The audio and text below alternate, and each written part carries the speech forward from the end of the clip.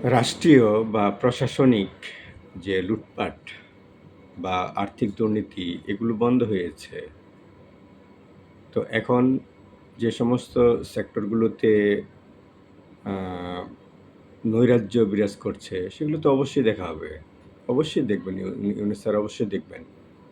তো আমি বা আমরা বুঝতে পারছি না যে কেন এই গার্মেন্টস ফ্যাক্টরিগুলোতে লোকজন বা কর্মচারীরা এভাবে বিক্ষুব্ধ হয়ে জ্বালাও-পোড়াও করছে। এগুলো করে আসলে মানে কি অর্জন করতে যাচ্ছি আমরা? আমরা কি মানে ভালো থাকতে পছন্দ করি না? আমাদের দেশের মানুষ বা আমজনতা কি ভালো থাকতে পছন্দ করে না?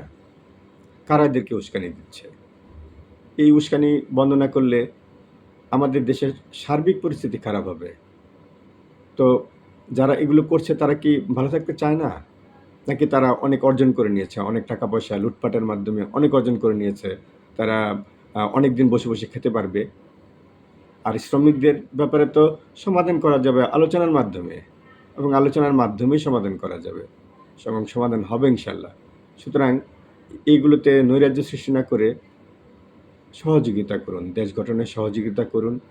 মানুষ যাতে ভালো থাকে সে চেষ্টা করুন।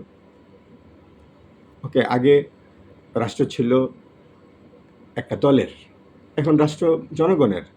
সুতরাং জনগণকে এখানে অংশ নিতে হবে। দেশ গঠনে অংশগ্রহণ নিতে হবে, ভালো কাজে অংশ নিতে হবে, আলোচনার মাধ্যমে সমাধান করতে হবে।